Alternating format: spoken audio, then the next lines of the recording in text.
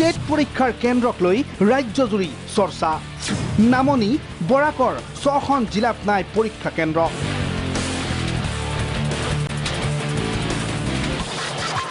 দল সংগঠনৰ প্ৰতিবাদক লৈ প্ৰতিক্ৰিয়া মুখ্যমন্ত্ৰীৰ।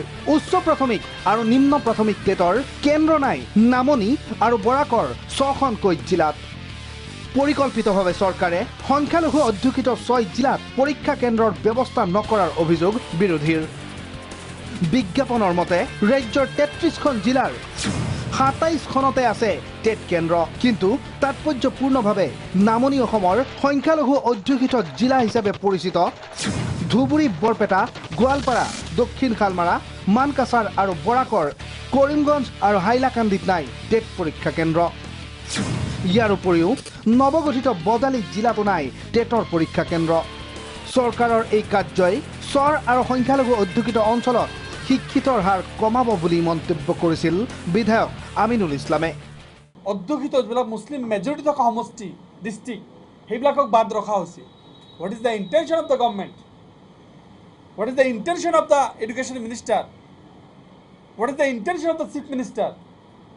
মাননীয় মুখ্যমন্ত্ৰীৰ নেতৃত্বত থকা শিক্ষা বিভাগত যদি এনেকুৱা হয়, মানুহ ক'ত যাব? আপোনালোকে খালি কয় ধুবুৰীত শিক্ষিতৰ হাৰ কম, চৰাঞ্চলত শিক্ষিতৰ হাৰ কম, বৰপেটাত শিক্ষিতৰ হাৰ কম, গোৱালপাৰাত শিক্ষিতৰ হাৰ কম, হাইলাকান্দিত কম। বাঢ়িব কেনেকৈ? আপোনালোকৰ যদি এনেকুৱা মাহিয়াকৰ দৃষ্টি থাকে, তেতিয়াহ'লে সেইবিলাক জিলাত কেনেকৈ শিক্ষাৰ হাৰ বাঢ়িব, কেনেকৈ লিটাৰেচি পাৰ্চেণ্টেজ বাঢ়িব, কেনেকৈ পপুলেশ্যন কণ্ট্ৰল হ'ব? চৰকাৰৰ এই বিজ্ঞাপনক লৈ সাংসদ আব্দুল খালেকৰ অভিযোগ, য'ত বিজেপিৰ বিধায়ক নাই তাত নাই টেট পৰীক্ষাৰ কেন্দ্ৰ।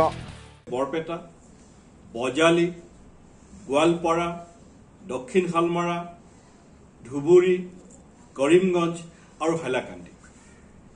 মোৰ ধাৰণা যে ৰাজ্য চৰকাৰ বজালী আৰু কৰিমগঞ্জৰ ক্ষেত্ৰত এক্সেপশ্যন, কিন্তু বাকী কেইখন জিলাত যিহেতু বিজেপি বা মিত্ৰজোঁটৰ এজনো বিধায়ক জয়ী হোৱা নাই, সেইকাৰণে তেওঁলোকে প্ৰতিশোধ পৰায়ণতা দেখুৱাবলৈ গৈ সেই অঞ্চলৰ ৰাইজৰ ওপৰত প্ৰতিশোধ ল'বলৈ গৈ নিবনুৱা যুৱক যুৱতীসকলৰ ওপৰত প্ৰতিশোধ ল'বলৈ গৈ এই 7খন জিলাত পৰীক্ষা কেন্দ্ৰ স্থাপন কৰা নাই বুলি মোৰ ধাৰণা হয়। অৱশেষত অভিযোগ প্ৰতি অভিযোগৰ পাছত টেট পৰীক্ষা কেন্দ্ৰ নথকাক লৈ প্ৰতিক্ৰিয়া প্ৰকাশ কৰিলে মুখ্যমন্ত্ৰী হিমন্ত বিশ্ব শৰ্মাই। কোভিড প্ৰটকলৰ কাৰণেহে হ্ৰাস কৰা হৈছে টেটৰ পৰীক্ষা কেন্দ্ৰ।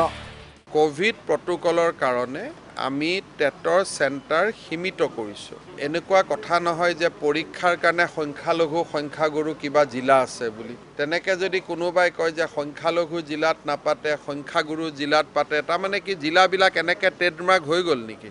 আমিতো এনেকৈ অসমৰ জিলাবিলাক ট্ৰেডমাৰ্কিং কৰিব নিদিওঁ যে এইখন জিলা সংখ্যালঘু জিলা, এইখন জিলা সংখ্যাগুৰু জিলা।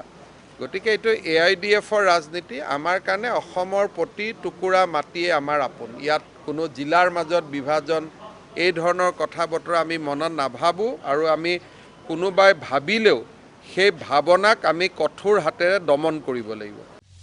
ভিডিঅ' জাৰ্নেলিষ্ট ৰিজুৰ সৈতে বিতুপন শইকীয়াৰ ৰিপৰ্ট, প্ৰাগ নিউজ।